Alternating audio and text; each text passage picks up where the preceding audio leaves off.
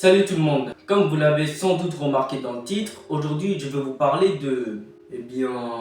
pas grand chose en fait. Ce moment où notre esprit est complètement vide, sans stress, juste un peu de tranquillité. On va explorer pourquoi c'est si essentiel, comment ça peut stimuler notre créativité, nous aider à mieux gérer le stress et nous apporter un peu d'équilibre dans nos vies.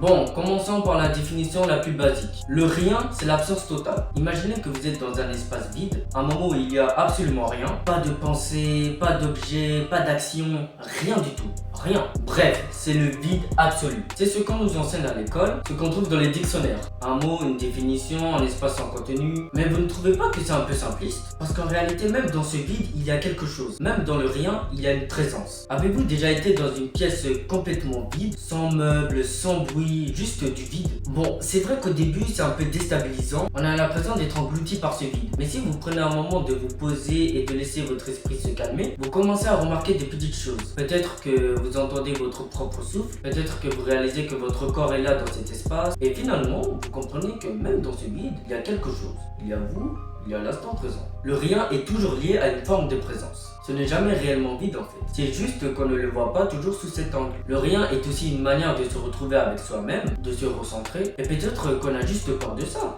Être dans un espace sans action, sans distraction, sans bruit, parce qu'on a l'impression que ça veut dire qu'on est inutile. Mais en réalité, c'est dans le rien qu'on peut vraiment se reconnecter à nous-mêmes. Je vous vois venir en mode d'accord, mais à quoi ça sert le rien dans la vie? C'est bien beau de parler de philosophie, mais j'ai des choses à faire. Eh bien, le rien peut être aussi un véritable espace de création. Ce qui semble être un vide, une absence, peut en fait devenir une source d'inspiration. Voilà le paradoxe du rien. Parce que vous savez, quand vous êtes bloqué sur une idée, que vous cherchez désespérément une solution à un problème, ou que vous êtes dans une impasse créative, le meilleur moyen d'avancer, c'est parfois de faire une pause, de ne rien faire. Je ne parle pas de procrastination, bien sûr, qui d'ailleurs sera le sujet de ma prochaine vidéo. Je parle de prendre un moment pour rien faire de manière intentionnel. Ce moment où tu arrêtes de réfléchir, où tu te laisses flotter dans le vide, c'est durant ces instants que ton esprit se régénère. Quand tu te poses, sans pression, sans avoir à remplir chaque seconde, ça permet à ton cerveau de se détendre.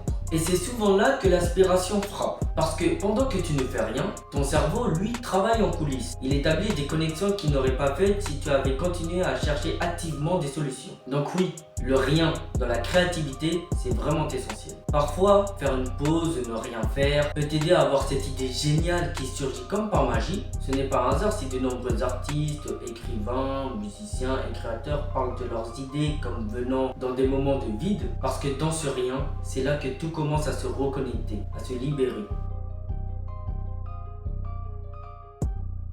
Quand on évoque le rien, on aborde aussi l'importance de prendre des pauses dans nos vies surchargées. L'idée de faire une pause, de s'arrêter, de simplement respirer. Je parie que beaucoup d'entre vous n'ont pas cette habitude. Vous êtes toujours en train de courir, n'est-ce pas? Toujours occupé à faire quelque chose, à remplir chaque seconde. Mais pourquoi? Que se passe-t-il quand on choisit de juste s'arrêter? Parce qu'honnêtement, on n'a pas besoin d'être productif à chaque instant. Ce que je veux dire par là, c'est qu'on n'est pas obligé de remplir chaque seconde de notre vie avec des tâches, des notifications, des objectifs. Parfois, il est crucial de simplement ne rien faire. C'est ainsi qu'on peut se reconnecter à soi-même. C'est là qu'on peut savourer la sérénité de l'instant présent. Alors si tu as l'occasion de prendre un moment pour toi de ne rien faire, fais-le. C'est dans ces instants que tu retrouves souvent une forme de paix intérieure. C'est un peu comme un reset.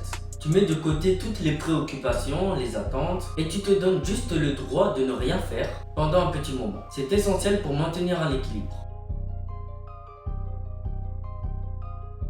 Rien, c'est aussi une forme de liberté. Au fond, ne rien faire, c'est se libérer des contraintes extérieures. On ne répond à aucune attente, on n'a pas de pression. C'est un moment où tu n'as plus à te conformer à ce que les autres attendent de toi. Le rien, c'est ta bulle personnelle, ton espace privé où tu peux tout simplement être toi-même, sans avoir à jouer un rôle. Dans ce monde qui nous pousse toujours à faire plus, être plus, avoir plus, se donner le droit de ne rien faire, c'est presque un acte de rébellion. C'est accepter qu'on n'a pas besoin d'être parfait, qu'on n'a pas à réussir tout le temps, c'est de reconnaître qu'on est humain et que c'est tout à fait normal de ne rien accomplir pendant un moment. Imaginez la scène, vous êtes là devant votre bureau, l'écran allumé devant vous. Une deadline approche à grands pas. Vous devez absolument produire quelque chose, mais rien ne vient. Vous fixez l'écran comme si le simple fait de regarder allait vous inspirer une idée. Allez, concentre-toi, qu'est-ce que tu dois faire? Rien. Allez, tu as une deadline, il faut s'y mettre. Rien.